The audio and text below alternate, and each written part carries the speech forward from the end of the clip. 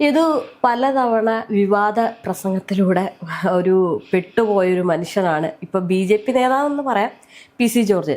വീണ്ടും അതുപോലൊരു വിദ്വേഷ പ്രസംഗം നടത്തിയിരിക്കുകയാണ്. അതായത് മഹാത്മാഗാന്ധിയെ അധിക്ഷേപിച്ച് ദൈവം തമ്പുരാനാണോ എന്നുള്ളൊരു ചോദ്യമൊക്കെ ഉയർത്തിക്കൊണ്ട്. ഇത് PC-യുടെ ഒരു അഹങ്കാരമാണോ, അതോ ഞാൻ BJP-യിലായതുകൊണ്ട് എനിക്ക് BJP-യിൽ വലിയ സംഭവങ്ങളൊക്കെ കിട്ടും, അല്ലെങ്കിൽ വലിയൊരു സ്ഥാനമൊക്കെ കിട്ടും എന്നുള്ളൊരു അമിത ആത്മവിശ്വാസത്തിൻ്റെ ഒരു പുറത്താണോ ഇത്തരം രീതിയിലുള്ള ഈ വിവാദ പ്രസ്താവനകളൊക്കെ നടത്തുന്നത്? രേഷ്മ, PC ജോർജിനെ സംബന്ധിച്ച് PC ജോർജ് ഇപ്പോൾ ഒരു എടുക്കാച്ചരക്കായി വീട്ടിൽ ചൊറിയും കുത്തിയിരിക്കുന്ന ഒരു മനിതനാണ്. നമുക്ക് എല്ലാവർക്കും അറിയാം.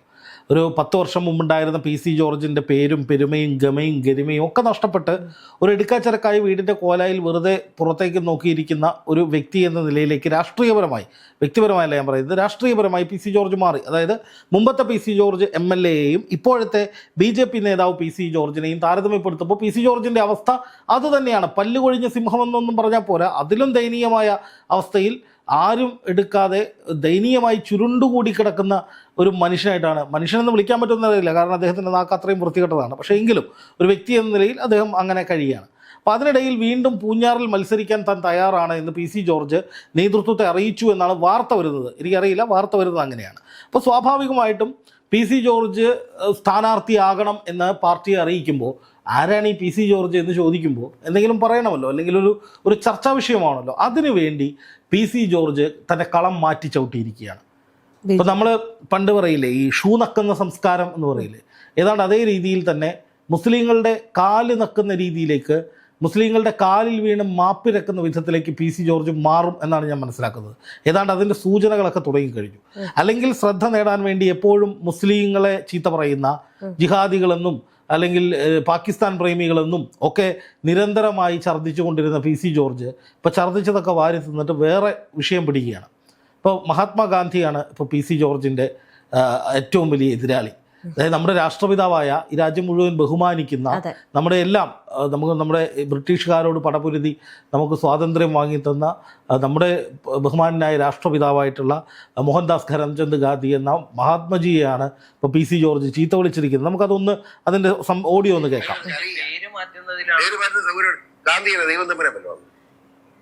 മഹാത്മാഗാന്ധി ദൈവം തമ്പുരാനാണോ എനിക്കറിയത്തില്ല. മഹാത്മാഗാന്ധി ഇന്ത്യയുടെ സ്വാതന്ത്ര്യം നേടിത്തന്ന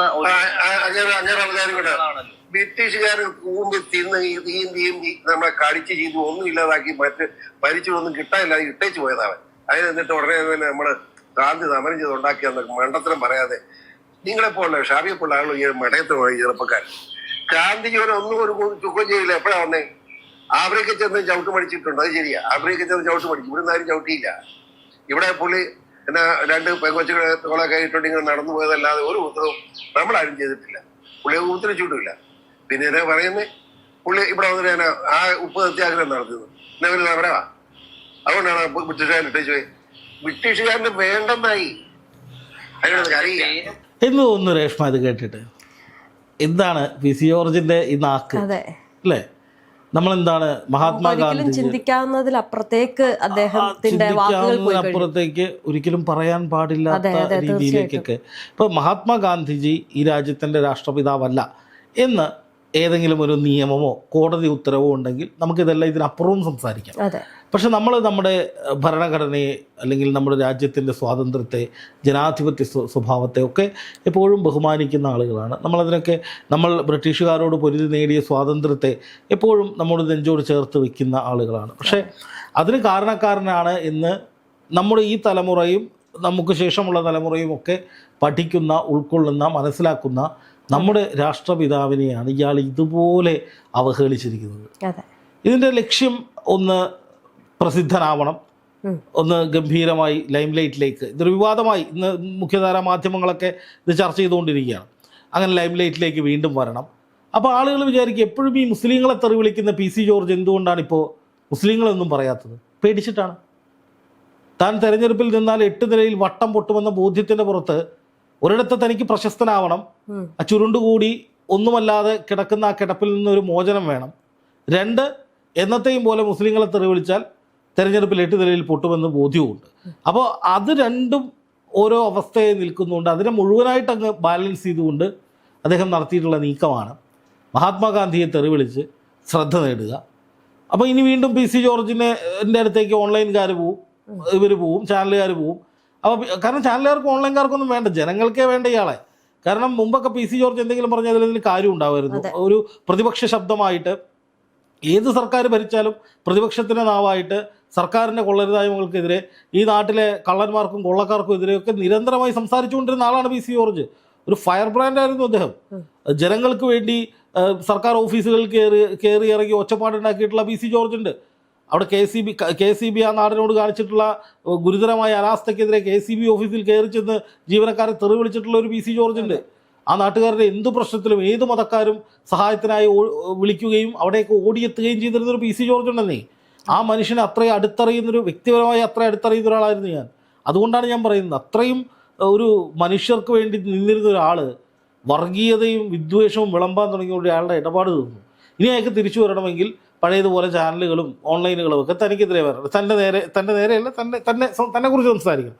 പക്ഷേ നിർഭാഗ്യവശാൽ മുസ്ലിങ്ങളെ തെറി വിളിച്ച് ശ്രദ്ധ നേടാൻ അധികം PC ജോർജിന് കഴിയില്ല. ഒന്ന്, കോടതിയിൽ നിന്ന് ജാമ്യ വ്യവസ്ഥയും മറ്റുമൊക്കെ ഉണ്ട്. രണ്ടാമത്തെ കാര്യം, മുസ്ലിം വിരുദ്ധത ആളിക്കത്തിക്കും തോറും സ്വന്തം മണ്ഡലമായ പൂഞ്ഞാറിലെ അയാളുടെ തിരിച്ചടി കൂടും.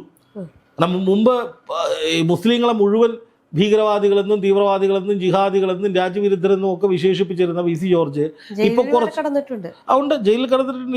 ഈ തീവ്രവർഗീയത പറഞ്ഞിട്ട് ഞാൻ പറഞ്ഞതേ, മുസ്ലിങ്ങൾ മറ്റു മതസ്ഥരെ വന്ധീകരിക്കാൻ ചായയിൽ പാനീയം ഇറ്റിച്ചു കൊടുക്കും, അതുകൊണ്ട് മുസ്ലിങ്ങളുടെ കടയിൽ കയറിയാലും ഒന്നും കഴിക്കരുതെന്ന് പറഞ്ഞ മഹാന.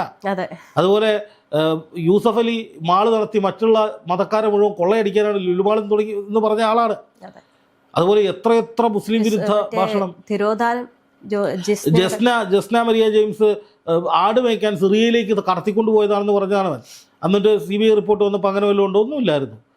അങ്ങനെ ഒരു സിറിയ കഥയോ ആട് മേയ്ക്കൽ കഥയോ ഒന്നുമില്ല. വെറുതെ കിടന്ന് കുളം കലക്കുന്ന വിഷവിത്തായിരുന്നു.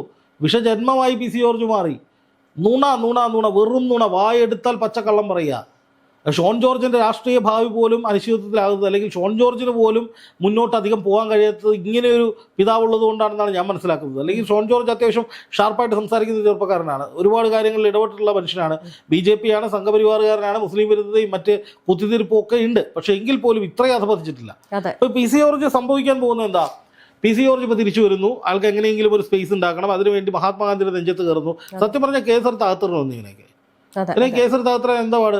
ചെയ്യില്ല. അത് സംഘപരിവാറിന് സംരക്ഷണമുണ്ട്, പിണറായിയുടെ പോലീസും അത് ചെയ്യാൻ പോകുന്നില്ല എന്നുള്ള ബോധ്യം ചിലപ്പോൾ PC ജോർജിനുണ്ടാവും. പക്ഷേ ഇവിടെ PC ജോർജ് വലിയ മാറ്റം വന്നിട്ടുണ്ട്. എപ്പോഴൊക്കെ PC ജോർജ് ശ്രദ്ധ നേടാൻ ആഗ്രഹിക്കുന്നു ആ സമയങ്ങളിലൊക്കെ PC ജോർജ് മുസ്ലിങ്ങൾക്കെതിരായിരുന്നു. പക്ഷേ ഇവിടെ അത് മാറി. ഇവിടെ തൊട്ടൊരു PC ജോർജിന് ഇനി PC ജോർജ് പറയാൻ പോകുന്ന നോക്കുക, ഞാൻ പോപ്പുലർ ഫ്രണ്ടുകാരെയും SDPIക്കാരെയുമാണ് കുറ്റം പറഞ്ഞത്, അല്ലാതെ മുസ്ലിങ്ങളെയല്ല എന്ന് പറഞ്ഞിട്ട് അടുത്ത് വരും. കണ്ടോ, SDPIക്കൊപ്പം നടന്നത്, SDPIക്ക് വേണ്ടി വലിയ പൂങ്കുഴലോതിയ വിദ്വാനാണ് PC ജോർജ്. SDPIക്കാരുടെ തോളത്ത് കൈയിട്ട് പോപ്പുലർ ഫ്രണ്ടുകാരുടെ പ്രധാനപ്പെട്ട വേദികളിലൊക്കെ പോയിട്ടുള്ള ആളാണ്. എന്നിട്ട് സംഘപരിവാറിൻ്റെ അച്ചാരം വാങ്ങി, അല്ലെങ്കിൽ സംഘപരിവാറിനെ ലേക്ക് പോയി കഴിഞ്ഞാൽ എന്തോ കിട്ടുമെന്ന് വിചാരിച്ച് ഓടിച്ചെന്നതാണ്. ഒന്നും കിട്ടിയില്ല. കയ്യിലുണ്ടായിരുന്ന പാർട്ടിയും പോയി, BJPയിലൊന്നും കൊടുത്തുമില്ല. ഇപ്പോൾ വെറുതെ എടുക്കാച്ചിറക്കായി വീട്ടിലിരിക്കുകയാണ്. അപ്പോൾ അതിൽ നിന്ന് മാറണം. അപ്പോൾ ഞാൻ പൂഞ്ഞാറിൽ മത്സരിക്കാൻ തയ്യാറാണ് എന്ന് PC അങ്ങ് പറയുക. ആരും ചോദിച്ചിട്ടൊന്നും ഉണ്ടാവില്ല. പക്ഷേ പൂഞ്ഞാറിൽ മത്സരിക്കാൻ ഞാൻ തയ്യാറാണ് എന്നൊരു ചാനലിൽ അങ്ങ് പറയുകയാണ്. അതിന് മുന്നോടിയായിട്ട് ഗാന്ധിയെ കുറേ ചീത്ത വിളിക്കുകയാണ്. അപ്പോൾ PC ജോർജ് വീണ്ടും ചർച്ചാ വിഷയമായല്ലോ. ഇനി PC ജോർജ് നടത്താൻ പോകുന്ന നാടകങ്ങൾ, ഈരാറ്റുപേട്ടയിലെ മുസ്ലിം കുടുംബങ്ങളിൽ കയറിയിട്ടുള്ള ചായ കുടി, മറ്റേ പാനീയം ഇറ്റിച്ചു എന്ന് പറഞ്ഞ അതേ നാക്കിലേക്ക് അതേ വായിലേക്ക് മുസ്ലിങ്ങൾ ഉണ്ടാക്കി കൊടുത്ത ചായയും പലഹാരവും ഒക്കെ തിന്നെ. നോമ്പുകാലാണല്ലോ, അവസാനമാകുമ്പോൾ കണ്ടു PC ജോർജ് ഇറങ്ങും. അയാളുടെ ഒരു മാനറിസം വെച്ച ആൾ ഇറങ്ങും. അതായത് അദ്ദേഹത്തിന് അടുത്ത പരിചയമുള്ള ചില മുസ്ലിം കുടുംബാംഗങ്ങൾ ഉണ്ടാവും. അവിടെ പോകുന്നു, ചായ കുടിക്കുന്നു, അവരെ കാണുന്നു, കെട്ടിപ്പിടിക്കുന്നു, വീഴുന്നു, തുടങ്ങും ഇപ്പോൾ പണി. PC ജോർജ് വിചാരിച്ചത് മുസ്ലിങ്ങളെ മുഴുവൻ അടച്ചാക്ഷേപിക്കുന്ന വിധത്തിൽ വർഗീയത പറഞ്ഞിട്ട് അതൊരു വിവാദമാകുമ്പോൾ ഞാൻ SDPIക്കാരെ കുറിച്ചാണ് പറഞ്ഞതെന്ന് പറഞ്ഞാൽ രക്ഷപ്പെടാമെന്നാണ്. പക്ഷെ എല്ലാ ജനങ്ങളും പൊട്ടന്മാരാണ്. സംഘപരിവാറുകാരെ പോലെ കുത്തിയിരിപ്പും വിദ്വേഷവും മനസ്സിലാക്കുന്ന ആളുകൾ ജനങ്ങളെ അതാണ് പൂഞ്ഞാറിൽ കണ്ടത്. അല്ലെങ്കിൽ PC ജോർജ് സമ്മതിക്കണം, പൂഞ്ഞാർ മണ്ഡലം മുഴുവൻ SDPIക്കാരാൽ നിറഞ്ഞു നിൽക്കുകയാണ്, SDPIയുടെ കോട്ടയാണ്, SDPI അംഗീകരിക്കേണ്ടി വരും. അത്ര വലിയ സ്വാധീനം SDPIക്ക് പൂഞ്ഞാറിലുണ്ടെന്ന് എനിക്ക് തോന്നുന്നില്ല. അങ്ങനെയാണെങ്കിൽ SDPIയോട് തോറ്റു എന്ന് PC ജോർജ് സമ്മതിക്കില്ല. PC ജോർജ് വരെ പറഞ്ഞിട്ടില്ല. ഞാൻ SDPIക്ക് അത് പറയത്തുമില്ല. പറഞ്ഞ PC ജോർജിന്റെ വില പോയി. കഴിഞ്ഞ തെരഞ്ഞെടുപ്പിൽ എന്നെ തോൽപ്പിച്ചത് SDPIക്കാരാണ് എന്ന് കൃത്യമായ ക്ലിയർ കട്ട് സ്റ്റേറ്റ്മെന്റ് PC നടത്തിയിട്ടില്ല. അവർ എന്നെ പിന്നിൽ നിന്ന് കുത്തി, എന്നെ ഭ്രഷ്ട് കൽപ്പിച്ചു, എന്നെ കയ്യേറ്റം ചെയ്യാൻ ശ്രമിച്ചു, അങ്ങനെ പല കരച്ചിലും ജോർജ് കരഞ്ഞിട്ടുണ്ട്. പക്ഷേ SDPI എന്ന പ്രസ്ഥാനം അത്രയധികം കരുത്തുള്ള ഒരു പ്രസ്ഥാനമാണ്. സിറ്റിംഗ് MLA വരെ മറച്ചിടാൻ അവർക്ക് കഴിഞ്ഞു, അവർ വളർന്നു എന്ന് PC ജോർജ് പറയട്ടെ? പറയില്ലല്ലോ. അപ്പോൾ അതിൻ്റെ അർത്ഥം എന്ന് പറഞ്ഞാൽ ഒന്നുകിൽ PC ജോർജ് അത് അങ്ങനൊരു യാഥാർത്ഥ്യം ഉണ്ടെങ്കിൽ അത് പറയാൻ മടിയാണ്, ഇനി അല്ലെങ്കിൽ അങ്ങനൊരു സംഭവം ഇല്ല. ജനങ്ങളാണ് തോൽപ്പിച്ചത് PC ജോർജിനെ. ക്രൈസ്തവരടക്കമുള്ള മുസ്ലിങ്ങളും ഹിന്ദുക്കളും അടങ്ങുന്ന ബഹുസ്വര സമൂഹം ഒറ്റക്കെട്ടായി PC ജോർജിന്റെ വർഗീയ വിഷയത്തിൽ മനം മടുത്ത് PC യെ തോൽപ്പിച്ചു, അങ്ങനെ വേണം പറയാൻ. ഇപ്പൊ ഈ ഒരു പ്രസ്താവന നടത്തിയത് കൊണ്ട് വലിയ മാറ്റങ്ങളൊന്നും എന്തായാലും ഉണ്ടാവാൻ പോകുന്നില്ല. ഇത് PC ജോർജ് കളം നിറയാൻ വേണ്ടി നടത്തിയൊരു നാടകമാണ്. ഇനി മുസ്ലിങ്ങളെ ചീത്ത പറയാൻ പറ്റില്ല. അപ്പൊ അതിന് മുന്നോടിയായി താനുവടി ജീവിച്ചിരിപ്പുണ്ട് എന്ന് കാണിക്കാൻ വേണ്ടി നടത്തിയ ഒരു നാടകത്തിന്റെ ഭാഗമാണ് ഈ ഗാന്ധിയെ ചീത്ത വിളിക്കൽ. കേസെടുത്ത് അകത്തിട്ടില്ല എന്ന് കിട്ടേണ്ട ഉറപ്പ് കിട്ടിയിടത്തുനിന്ന് തന്നെയായിരിക്കും ഇമാര് വർത്താനം പറഞ്ഞത്.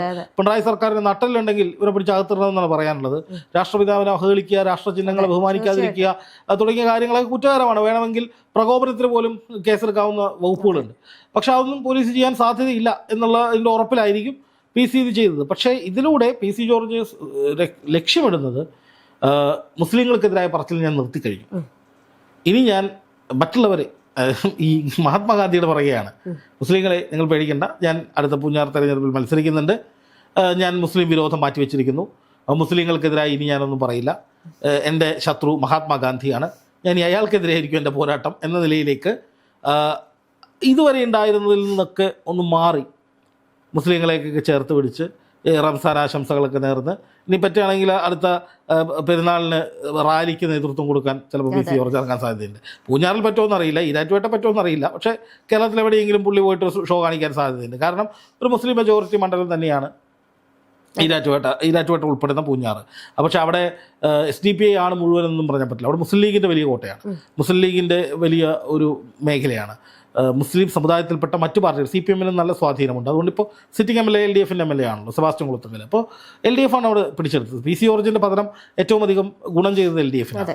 അപ്പോൾ PC ജോർജ് സ്വാഭാവികമായിട്ടും ഇനി തിരിച്ചു വരണമെങ്കിൽ, ഒരു നാണംകെട്ട തോൽവി ഒഴിവാക്കണമെങ്കിൽ മുസ്ലിങ്ങളോടൊപ്പം ചേർന്ന് നിൽക്കുകയും പറഞ്ഞ വിദ്വേഷം, നുണകൾ, വ്യാജ കഥകൾ ഒക്കെ വിഴുങ്ങുകയും വേണ്ടി വരും. അല്ല, ഇതിപ്പോ തിരിച്ച് ഏറ്റെടുത്തത് കൊണ്ട് ജനങ്ങൾ സ്വീകരിക്കുമെന്ന് നമുക്ക് ഉറപ്പ് പറയാൻ പറ്റില്ല. PC ജോർജിന് ഇനി നിലനിൽക്കണമെങ്കിൽ അതേ ചെയ്യാൻ പറ്റും. പക്ഷെ ജനങ്ങളെ ഇത്രത്തോളം സ്വീകരിക്കാനുള്ള സാധ്യത കുറവാണ്. കാരണം അവരുടെ മനസ്സിൽ അത്രയും വലിയ മുറിവാണ് PC ജോർജ് കൊടുത്തത്. എല്ലാ ജനങ്ങളും കാലക്രമേണ എന്ന് പറയേണ്ടി വരും. കാലക്രമത്തിൽ PC ജോർജ് തന്റെ കുഴി വെട്ടി അതിനകത്ത് കയറി മേളിൽ മണ്ണിട്ടോണ്ടിരിക്കുന്ന അവസ്ഥയാണ് ഇപ്പോൾ. കാരണം ജനങ്ങൾ മുഴുവൻ ജാതിക്കതീതമായി, മതത്തിനതീതമായി, രാഷ്ട്രീയത്തിനതീതമായി, എല്ലാത്തിനും അതീതമായി PC ജോർജിന് ഒരു ബിംബത്തെ ഉണ്ടാക്കി വെച്ചിരുന്നു. അയാൾ അത്ര ഇഷ്ടമായിരുന്നു ജനങ്ങൾക്ക്.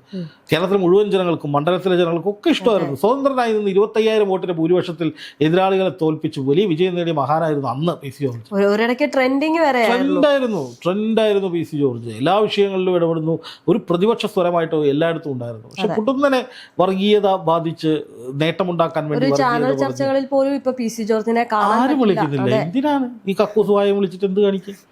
ഈ ക്ലോസറ്റ് തുറക്കുന്നത് പോലുള്ള ദുർഗന്ധവും ഈ പറയുന്ന വിഷവും മനുഷ്യർക്ക് അലോസരവും ഒക്കെ ഉണ്ടാക്കുന്ന, സമൂഹത്തിനെ ദുസ്സഹമാക്കുന്ന വിധത്തിൽ തുറക്കുന്ന ഒരു മനുഷ്യനെ പിന്നെ എന്തിനാണ് വിളിക്കുന്നത്? എന്തിനാ ആവശ്യം? അപ്പോൾ എല്ലാവരും തന്നിൽ നിന്ന് അകന്നു എന്ന് മനസ്സിലായപ്പോൾ PC ജോർജ് വരികയാണ്, ഞാൻ ഇനി എൻ്റെ പോരാട്ടം ഗാന്ധിജിക്കെതിരെയാണ്, ഞാൻ ഇസ്ലാം വിദ്വേഷമൊക്കെ വിട്ടു, ഞാൻ നന്നാവാൻ തീരുമാനിച്ചിരിക്കുന്നു എന്ന മട്ടിൽ മറ്റു വിഷയങ്ങളിലേക്ക് ശ്രദ്ധ മാറ്റിക്കൊണ്ട് PC ജോർജിനെതിരായി നിന്ന വിഷയങ്ങളിൽ അനുഭാവപൂർവമായ സമീപനം ഉണ്ടാക്കാൻ വേണ്ടിയുള്ള ഒരു കഠിന പ്രയത്നമായിരിക്കും PC ജോർജിൻ്റെ ഭാഗത്തു നിന്നുണ്ടാവുക. എന്തായാലും രണ്ട് കാര്യങ്ങൾ ഞാൻ പറയാം. ഒന്ന്, അന്ധമായ മുസ്ലിം സ്നേഹം PC ജോർജ് കൃത്യമായി പ്രയോഗിക്കാനുള്ള സാധ്യതയുണ്ട്. ഇതുവരെ പറഞ്ഞതിനൊക്കെ മുസ്ലിം സമുദായത്തോട് തുറന്ന് മാപ്പ് ചോദിക്കാനും സാധ്യതയുണ്ട്. ഒരുപക്ഷെ നമ്മുടെ ഈ ഒരു വീഡിയോ PC ജോർജ് കാണുകയാണെന്നുണ്ടെങ്കിൽ എന്തായിരിക്കും യദുവിനൊരു അദ്ദേഹത്തോട് പറയാനുള്ളത്? കാരണം ഇത്തരം ഒരു പ്രസ്താവന ഒരിക്കലും ഒരു മലയാളികൾക്കും അല്ലെങ്കിൽ കേരളീയർക്ക് മാത്രമല്ല, ഇന്ത്യയിലെ ആർക്കും തന്നെ ഇത് അംഗീകരിക്കാൻ പറ്റുന്ന ഒരു സംഭവമല്ല. അദ്ദേഹം നമ്മുടെ ഇവിടെ നിന്നാണ് പറഞ്ഞത്, അതുകൊണ്ടാണ് ഞാൻ ആദ്യം മലയാളി എന്ന് പറഞ്ഞത്. പക്ഷെ നമ്മുടെ ഇന്ത്യയിൽ നമുക്ക് സ്വാതന്ത്ര്യം കിട്ടി, നമ്മൾ ഇത്രയും നല്ല രീതിയിൽ നമ്മൾ ജീവിച്ചു പോകുന്ന ഒരു ഘട്ടത്തിൽ അത് നമുക്ക് സ്വാതന്ത്ര്യം എടുത്തു തന്ന ഒരു ആളാണ്. അപ്പൊ അദ്ദേഹത്തെ പറ്റി ഇങ്ങനെ പറയുമ്പോഴത്തേക്കും അതൊരിക്കലും ആർക്കും അംഗീകരിക്കാൻ പറ്റത്തില്ല. ഞാൻ പറഞ്ഞു വന്ന കാര്യം അതാണ്. ഞാൻ ഒന്നാമത് ചെയ്തുകൊണ്ടിരിക്കുന്നത് അയാളുടെ ഈ ഇമേജ് ഉണ്ടാക്കുക, അല്ലെങ്കിൽ ചാനലുകൾ വീണ്ടും ചർച്ച. ഒന്ന്. രണ്ടാമത്തെ കേസ് എന്ന് പറയുന്നത് PC ജോർജ് കഴിഞ്ഞത് മുഴുവൻ ഛർദ്ദിച്ചത് വാരിസിന് എന്ന് പറയുന്ന പഴയ പറഞ്ഞതെല്ലാം പിൻവലിക്കേണ്ടി വരും. ഇനി പി സി ജോർജിന് എനിക്ക് പറയാനുള്ളത് ഒറ്റ കാര്യമുള്ളൂ, അദ്ദേഹം പഴയ ഫയർ ബ്രാൻഡായിട്ട് തിരിച്ചു വരികയാണെങ്കിൽ വളരെ നല്ലതാണ്. അല്ലാതെ ഈ വർഗീയതയും വിദ്വേഷവും മുസ്ലിം വിരോധവും ഒക്കെ ആയിട്ട് നടന്നാൽ അത് ആർക്കും അംഗീകരിക്കാൻ കഴിയില്ല. പ്രബുദ്ധ മലയാളിക്ക് ഒരിക്കലും അത് അങ്ങനെ അംഗീകരിച്ചു പോകാൻ കഴിയില്ല. എന്ന് മാത്രമല്ല, പി സി ജോർജിനുണ്ടായിരുന്ന പിന്തുണക്കാർ മതത്തിൻ്റെയോ വർഗീയതയുടെയോ ജാതിയുടെയോ ഒക്കെ അടിസ്ഥാനത്തിലല്ലെന്നേ. ഇപ്പോൾ സുരേഷ് ഗോപിയെ പോലുള്ള ആൾ കേരളത്തിൽ BJPക്ക് ഒരു MP ഉണ്ട്, അയാൾ വർഗീയത പറയും, അയാൾ ജാതി പറയും, അയാൾക്ക് ബ്രാഹ്മണനായില്ലെങ്കിൽ ഉറക്കം വരില്ല എന്ന് പറയും, ഗുരുവായൂർ ദേവസ്വം പ്രസിഡൻ്റായിട്ട് ചത്താൽ മതി എന്ന് പറയും. അയാൾ അങ്ങനത്തെ ഒരു മതവും വർഗീയതയും ഒക്കെ കുത്തിക്കലക്കി സംസാരിക്കുന്നൊരു മനുഷ്യനാണ്. അതിന് പിന്തുണയ്ക്കുന്നവരുണ്ട്, നിർഭാഗ്യവശാൽ അതിനെ പിന്തുണയ്ക്കുന്നവർ കേരളത്തിലുണ്ട്. തൃശ്ശൂരിൽ ഒരുപാട് പേര് ഉണ്ടായിപ്പോയി. അത് വോട്ട് ചോരിയാണെന്ന് പറയുന്നത് അറിയില്ല, എന്തൊക്കെയോ അവിടെ വിവാദങ്ങളുമുണ്ട്. പക്ഷേ പി സി ജോർജിനെ പിന്തുണച്ചിരുന്നവർ അങ്ങനെയുള്ളവരല്ലായിരുന്നു. അത് തിരിച്ചറിയാതെ പോയതാണ് പി സി ജോർജിന്റെ പ്രശ്നം. ന്യൂനപക്ഷങ്ങൾ മാത്രമല്ല, ജനങ്ങൾ, മനുഷ്യർ ജാതിക്കും മതത്തിനും പാർട്ടിക്കും അതീതമായ ഒരു മനുഷ്യനെ പിന്തുണയ്ക്കുന്നുണ്ടെങ്കിൽ അതാണ് അയാളുടെ ഏറ്റവും വലിയ നേട്ടം, ഏറ്റവും വലിയ അംഗീകാരം. അപ്പോൾ കേന്ദ്ര സർക്കാരിൻ്റെ ഭാഗമായി നിന്ന് സംഘപരിവാറിൻ്റെ ആളായി നിന്നിട്ട് കേന്ദ്ര സർക്കാരിന് എന്തെങ്കിലും പദവികളെക്കാൾ 1000 മടങ്ങ് ഗുണമുള്ളത് ജനങ്ങൾ എല്ലാത്തിനും അതീതമായ ഒരു മനുഷ്യനെ നേതാവായി അംഗീകരിക്കുക എന്നുള്ളതാണ്. അതാണ് പി സി ജോർജ് കൊണ്ട് കളഞ്ഞു കുളിച്ചത്. അത് പി സി ജോർജിന് തിരിച്ചെടുക്കാൻ കഴിയുമെങ്കിൽ അത് അദ്ദേഹത്തിന് നല്ലതായിരിക്കും. അല്ലെങ്കിൽ അദ്ദേഹം എന്ത് ചെയ്തിട്ടും ഒരു കാര്യവുമില്ല, ജനങ്ങളിതെല്ലാം കൈയോടെ പിടിക്കും. അതേ പറയാനുള്ളൂ.